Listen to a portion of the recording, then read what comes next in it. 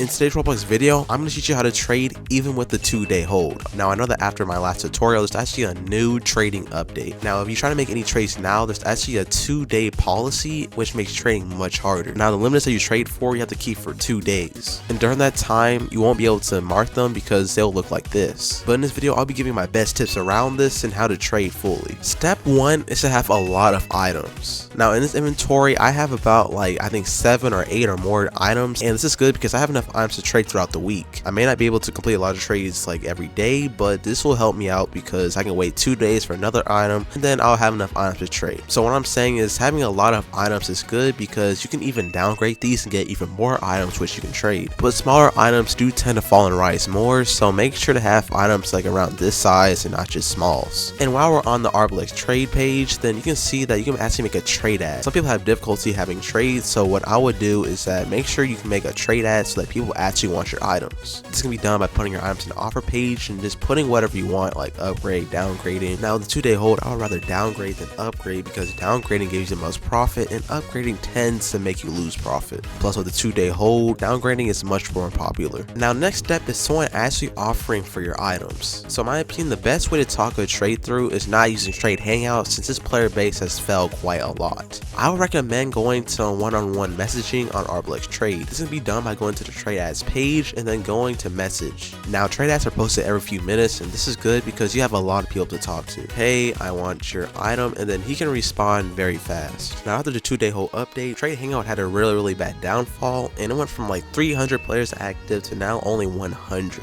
So in my opinion, I would not use this game as a major source to get your trades because even getting a good trade here with only 100 players won't really be the best of odds. So next step is really having your first limited, which I should explain in the first place, but I actually want to explain really the most important steps and then your first limited because this is going to be a little bit hard. Now the more items the merrier, but if you have only 1,000 Robux, then I would try to find items that cost around 200 and get around 5 of those items. So with those you can upgrade and downgrade, which is going to be very helpful. Also Robux is going to be really important, so make sure to save a little bit because Robux is really useful in trades. Trading is the only way to get your Robux instantly, so people will have a large demand for Robux. The more the merrier. So items like these are good, like the rainbow phones, but stay away from eggs because eggs are really bad. So items like the rainbow phones is good, white unicorn, NARS lights. So items like these are good for upgrading and downgrading, especially as a starter. Next step is actually monitoring your progress and also your trades. Now I do this a lot because if I have too many items in inventory, I like to upgrade so that I don't have too many, all these smalls. I need to upgrade these, and I also know when I need to downgrade and make profit. And since downgrading is the main thing now, it's going to be hard to try and keep your inventory small, so it's always good to just check your inventory, and it's really important to do that. It would have been good to keep smalls in the past since you could projected flip them, but with the 2-day hold, that is now ruined since everybody knows that really items are projected now more, and having to keep a projected for 2 days is just really flawed out. Now another thing is actually have a good extension. Now what I use is the Roblox trade extension because it displays values whenever you get higher up, and also can tell your loss in game. Now more about the extension, it's on the Chrome web store, so if you want to get it, it has 1,000+ users. It's pretty good, and it's also very reputable, so if you want to get it, it's going to be really helpful when you get a big trader. Really just helpful, and I'll have a link in the description. So in conclusion, the 2-day hold is going to be really hard for new traders, but it will be possible. And for the people who do really want to trade with passion, I really hope this helps you. And always make sure to check out my